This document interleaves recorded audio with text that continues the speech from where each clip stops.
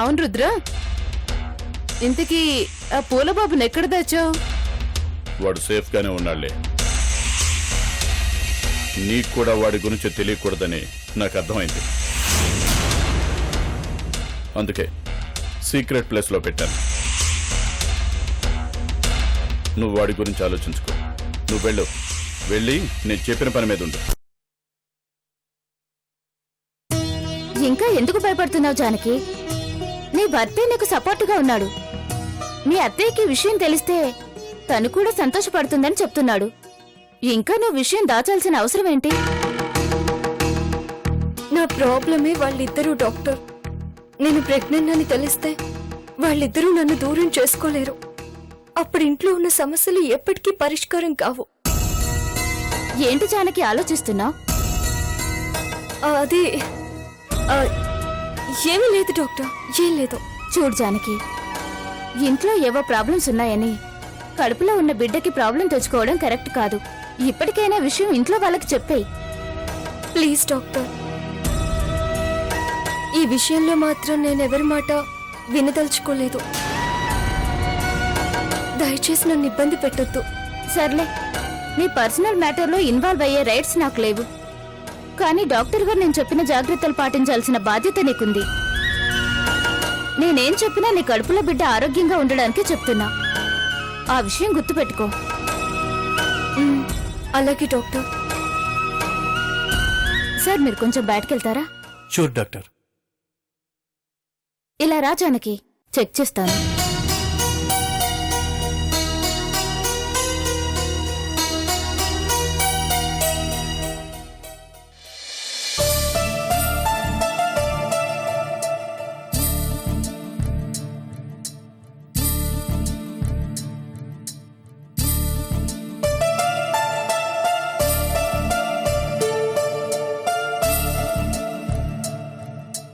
ప్రస్తుతానికి ప్రాబ్లం ఏమీ లేదు, అంతా బానే ఉంది. కానీ తను జాగ్రత్తగా ఉండాల్సింది ఈ టైంలోనే. ఆ విషయం తనకి కొంచెం క్లియర్గా చెప్పండి డాక్టర్. విషయం చెప్పలేక ఇంట్లో మా అమ్మ చెప్పిన పనులన్నీ తను చేస్తుంది. ఏంటి జానకి ఇది? అంత కేర్లెస్ గా ఉంటే ఎలా? స్టార్టింగ్ మంత్ లో బేబీ పూర్తిగా ఫామ్ అవ్వదు. ఈ టైంలో ఏమాత్రం అజాగ్రత్తగా ఉన్నా ప్రెగ్నెన్సీ పోయే అవకాశం ఉంటుంది తెలుసా? ఈ టైంలో నువ్వు అస్సలు స్ట్రెయిన్ అవ్వకూడదు. చిన్న చిన్న పనులు తప్ప వేరేవేమీ చేయకూడదు.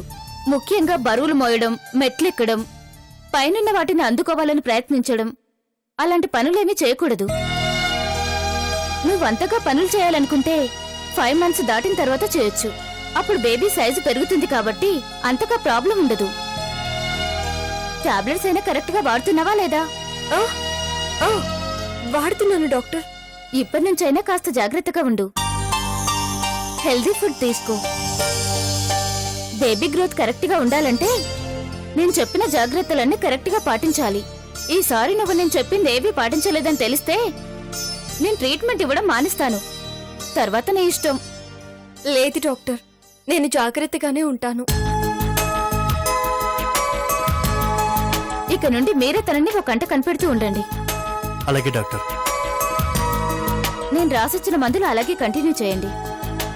మళ్ళీ 1 month తర్వాత చెకప్ కు తీసుకురండి. సరే డాక్టర్. ఇక మీరు వెళ్ళొచ్చు. Okay doctor.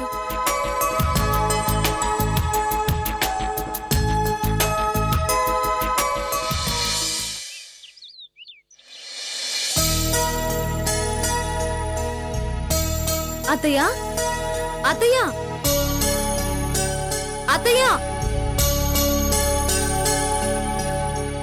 అత్తయ్య,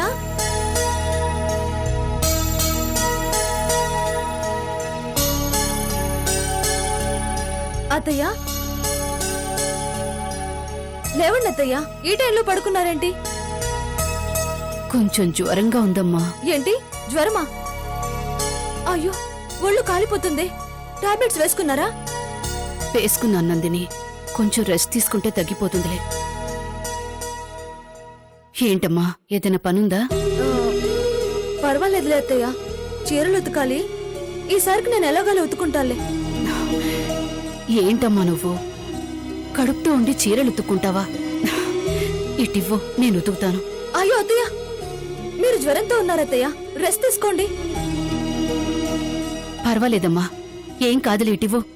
అత్తయ్య అది పర్వాలేదులే, అత్తయ్య. ఉండు.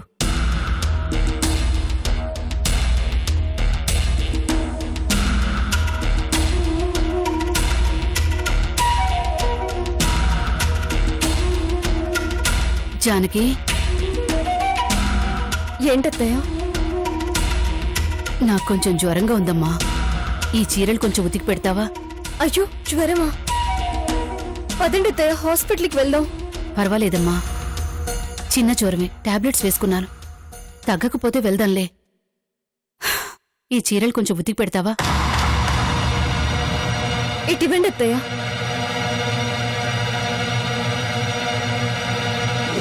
ముఖ్యంగా బరువులు మోయడం, మెట్లెక్కడం, పైనున్న వాటిని అందుకోవాలని ప్రయత్నించడం, అలాంటి పనులేమీ చేయకూడదు.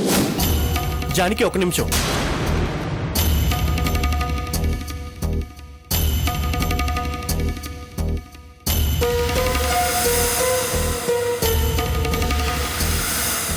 ఏమైంది విజయ్? ఆ చీరలు నందినినే ఉతుక్కోమని.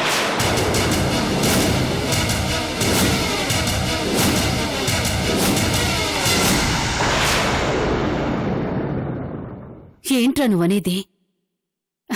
నందిని కడుపుతో ఉంది, ఎలా ఉతకగలదు? జానికి కూడా కడుపుతూనే ఉందమ్మా. తను మాత్రం ఎలా చేయగలది పని?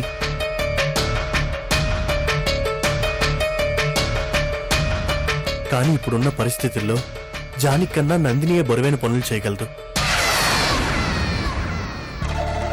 జానకి, వాడేదో తెలియక వాగుతున్నాడు. నువ్వు వెళ్ళా చీరలు ఉతికారేమ్మా. వద్దు.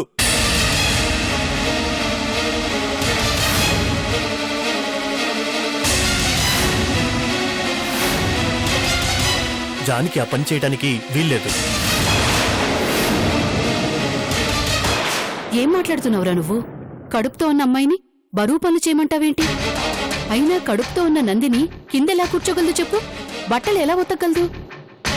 అయితే రేపటి నుంచి ఒక పని మనిషిని పెడదాం, అంతేకాని జానికి బట్టలు ఉతకడానికి వీల్లేదు.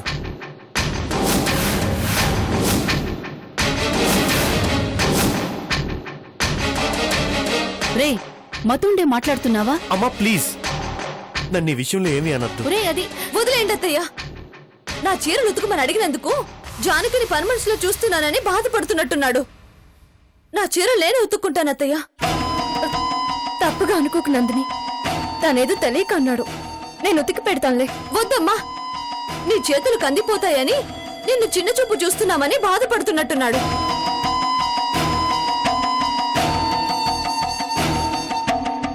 నేనెంత బాధపడినా పర్వాలేదు.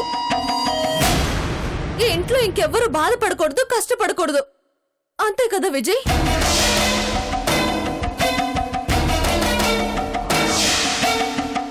రే విజయ్, ఏమైందిరా నీకు? చూడు, నందిని ఎంత బాధపడుతోందో. ఇలా చేస్తున్నావేంట్రా? ప్లీజ్ అమ్మా, నన్నేమీ అడగద్దు. అది కాదురా, ఎందుకు నువ్వు ఇలా చేస్తున్నావు? వద్దత్తయ్యా, అతన్నేమీ అడక్కండి. అతనెందుకు వద్దంటున్నాడో నేను అర్థం చేసుకోగలను.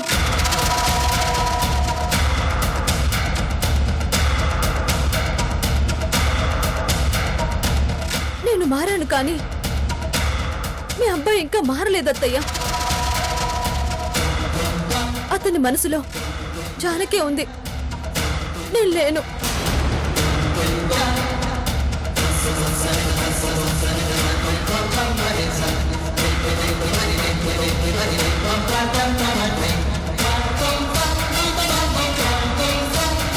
నందిని,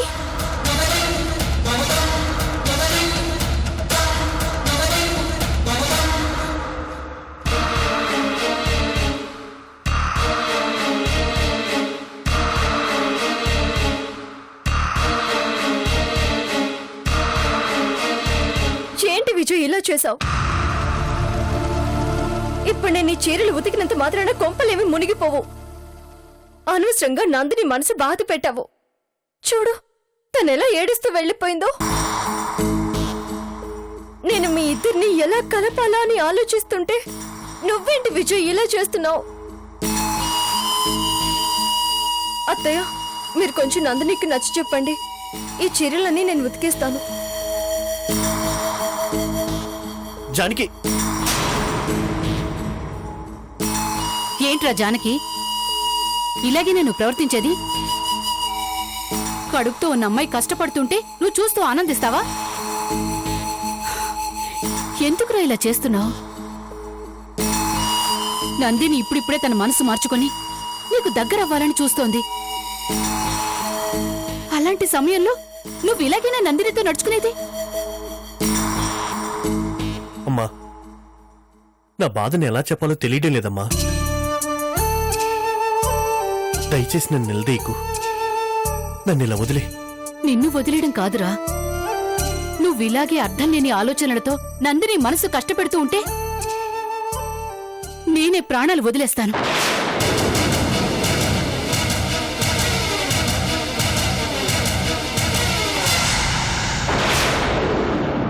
నేను బ్రతికుండగా నువ్వు నీ భార్యతో సంతోషంగా ఉండాలని కోరుకుంటున్నానురా.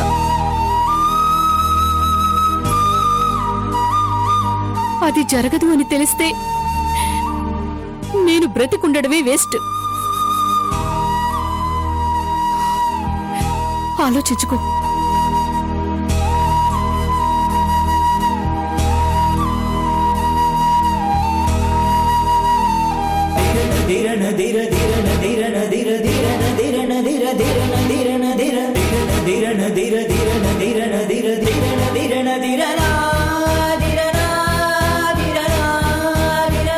ఆఖరికి నువ్వు కూడా నన్ను తప్పు పట్టే పరిస్థితి వచ్చిందా అమ్మా? నా ప్రవర్తనకి కారణం ఇది అని చెప్పుకోలేకపోతున్నానమ్మా. జానకి నందిని నా రెండు కళ్ళమ్మా. దేన్ని పొడుచుకున్నా నీ కొడుకు అవిటివాడైపోతాడు. కానీ నువ్వు అవిటివాడైనా పర్వాలేదు, ఆనందంగా ఉంటే చాలు అనుకుంటున్నావు. ఏం చేయనమ్మా?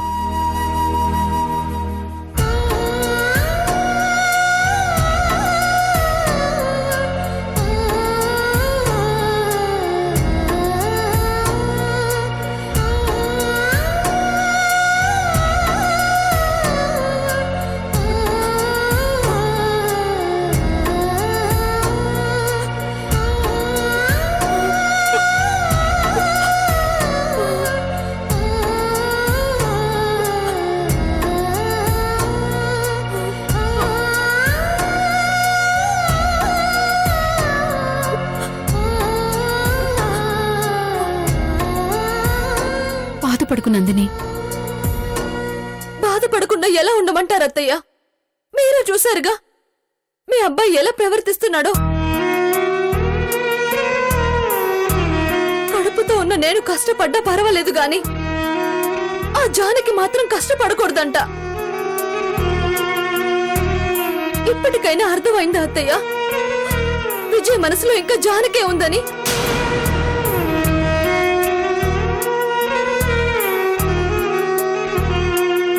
నేనేదో కావాలని విజయ్ని దూరం చేసుకున్నట్టు మీరెంతా మాట్లాడుతున్నారు కదత్తయ్యా. ఇప్పుడేమంటారు? నాకు తెలుసత్తయ్యా, నన్ను నమ్మించడానికి వాళ్ళిద్దరూ దూరంగా ఉంటున్నట్టు నటిస్తున్నారు గాని విజయ్ జానకిని ఎప్పటికీ దూరం చేసుకోలేడు.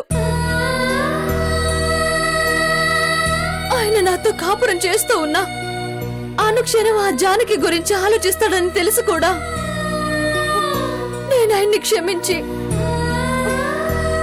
ఎలా ఎలా నా జీవితంలోకి ఆహ్వానించమంటారు?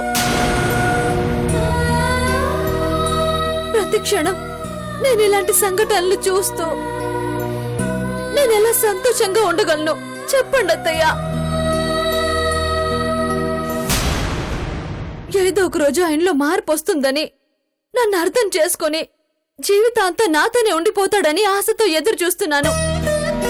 కానీ ఆయనకి నా బాధ గురించి ఎలాంటి పట్టింపు లేదు. ఎప్పుడు చూసినా జానకి జానకి అంటూ దాని గురించి ఆలోచిస్తూ ఉంటాడు. నేను విజయ్ని యాక్సెప్ట్ చేయాలంటే తను జానకిని పూర్తిగా మర్చిపోవాలని చాలా క్లియర్ గా చెప్పాను అత్తయ్య. అయినా కూడా తను జానకి చుట్టే తిరిగితే జానకినే సపోర్ట్ చేస్తున్నాడంటే ఏంటి అర్థం?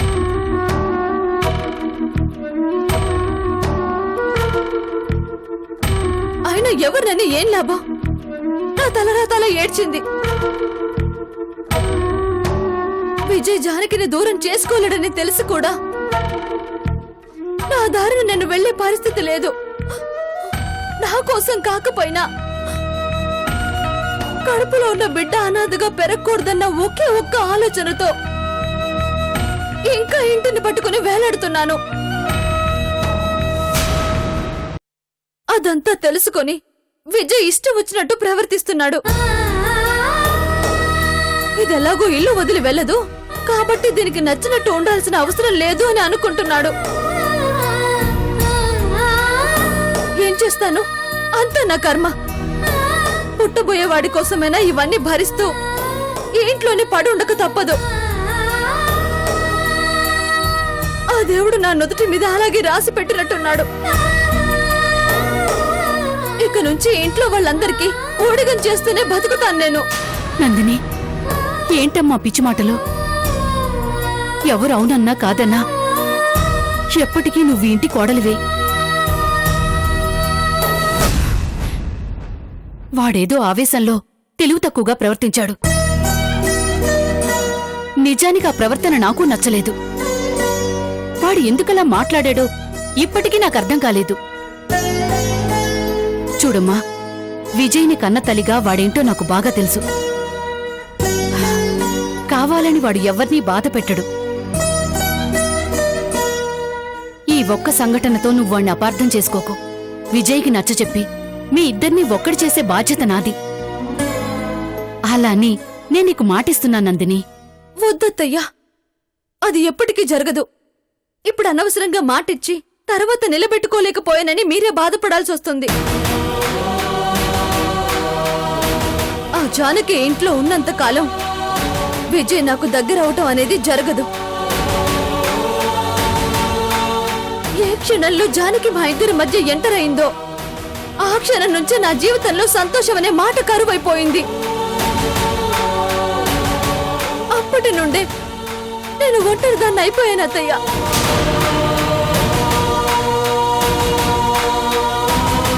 అత్తయ్య, మళ్ళీ నా జీవితంలోకి మంచి రోజులు వస్తాయన్న నమ్మకం నాకు పూర్తిగా పోయింది అత్తయ్య. ఇక నా జీవితాంతా నేను ఇలా చస్తూ బతకాల్సిందే.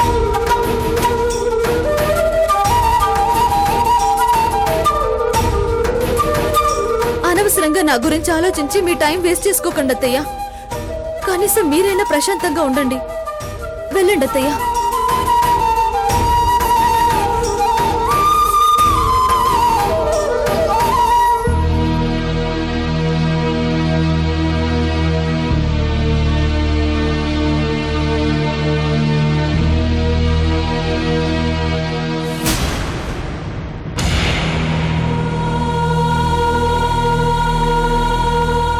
అవును, జానకి విజయ్తో క్లోజ్గా ఉండటం వల్లే సమస్యలన్నిటికీ కారణం. విజయ్కి దూరంగా ఉంటేనే మంచిది. తెలియకుండానే జానకి వీళ్ళిద్దరి మధ్య దూరం పెంచుతోంది. తను ఏ పని మీద వచ్చిందో ఆ పనికి తనే అడ్డుపడుతోంది. ఎలాగైనా జానకిని విజయ్కి దూరంగా ఉండేలా చెయ్యాలి.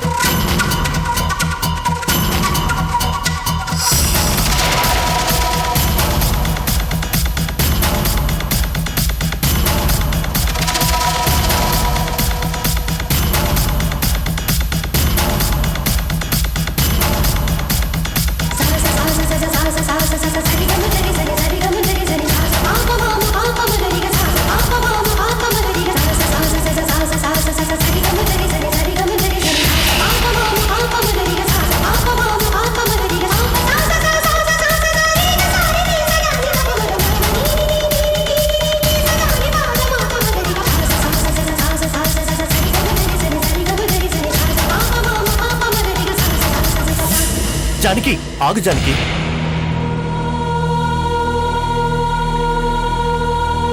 ఇలా ఇవ్వు, నేను తీసుకొస్తాను. అయ్యో విజయ్ పర్వాలేదు ఇటు. ఏంటి పర్వాలేదు? అయ్యో విజయ్, డాక్టర్ ఏం చెప్పారో మర్చిపోయావా? నువ్వు బట్టలు ఉతకడమే కరెక్ట్ కాదు అంటే ఈ బకెట్ మోస్తూ మెట్లెక్కుతున్నావు. ఎలా చెప్పాలి నీకు? నాకు తెలుసు నువ్వు ఇలా అజాగ్రత్తగా ఉంటావని. అందుకే నిన్నొక్క కంట కనిపెడుతూ ఉన్నాను. నాకేం కాదు విజయ్, ఇటు. నువ్వు అనవసరంగా టెన్షన్ పడుకో. నువ్వేం మాట్లాడకు జానకి. బకెట్ నేను తీసుకొస్తాను, నువ్వు పద. ఇటు నువ్వు పద. విజయ్.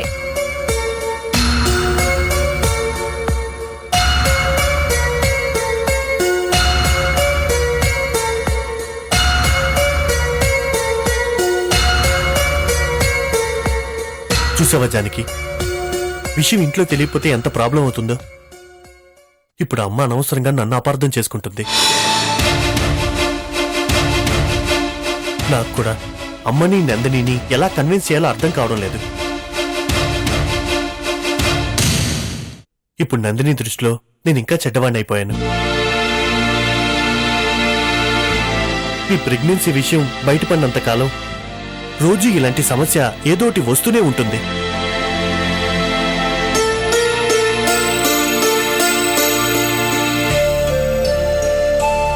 ఒక్కసారి నేను సపోర్ట్ చేసినందుకే నందిని ఎలా రియాక్ట్ అయిందో నువ్వు చూసావు కదా. ప్రతిసారి ఇదే పరిస్థితి ఎదురైతే నేను నందినికే కాదు అమ్మకు కూడా పూర్తిగా దూరం అయిపోతాను. పరిస్థితి అంతదాకా రాదు విజయ్.